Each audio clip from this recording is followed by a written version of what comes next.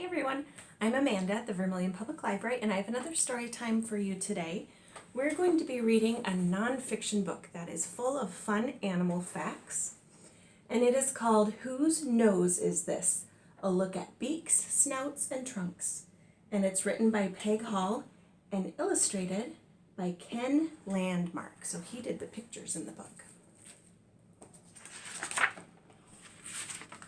Are you nosy about noses? Look carefully at an animal's nose and it will tell you many things. Noses tell you how an animal eats or how it cools off in the heat. A nose might pick up food or dig in the mud. Some noses close up tight and other noses poke into small places. Most noses have nostrils for breathing and smelling, but noses don't all look alike because they don't all work alike. Let's get to know noses. Whose nose is this?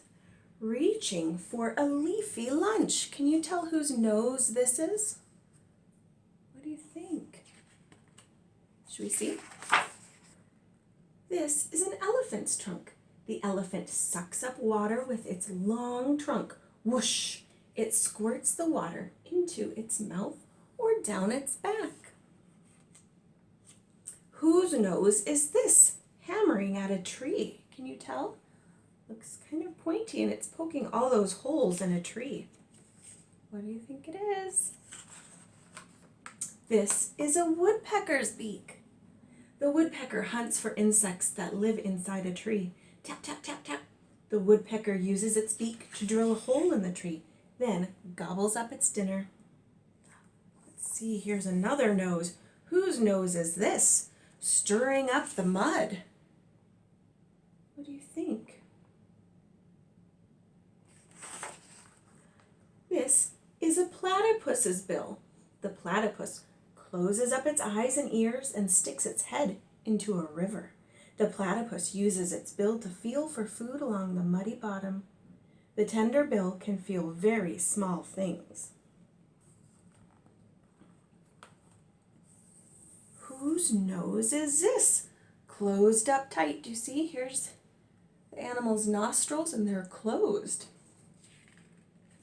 Who do you think that nose can belong to? This is a camel's snout. The camel's snout has amazing nostrils. The soft lining inside them helps to warm or cool the desert air. The long, thin nostrils can shut tight to keep out blowing sand. There's a lot of sand in the desert, right? That's a good thing for the camel to have. Whose nose is this? Sniffing in the dirt. This looks like a very long nose, doesn't it? What do you think it can be? Oh, and this looks like a hill. Can you see what's walking up this little hill? They look like ants. Does that give you a hint? This is an anteater snout. The anteater sniffs around a pile of dirt. If the anteater smells ants or termites inside, it rips the mound open with its claws. Okay, now whose nose is this? Hanging down so low. That's a big nose, isn't it? Must be a big animal. This is an elephant seal's snout. The male elephant seal takes deep breaths. Its long snout fills up with air like a balloon. When the air rushes out, it makes a loud sound.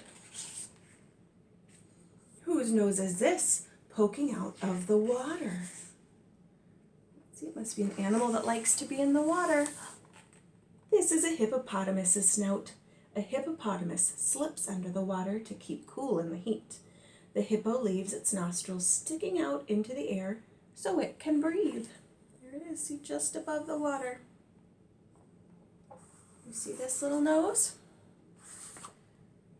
Whose nose is this? Sniffing a flower. Whose nose do you think that is? Right here. This is your nose. Your nose has tiny hairs inside it. These hairs catch dirt and even tiny bugs, so you won't breathe them in. Your nose smells your food just like the anteater's nose. Your nose warms or cools the air you breathe, just like a camel's snout. You can't close your nostrils like a camel, but you can hold your breath for a little while. Try it. And there they are, smelling a little flower. It's fun to learn all about different types of noses and all the different things that animals can do with their noses.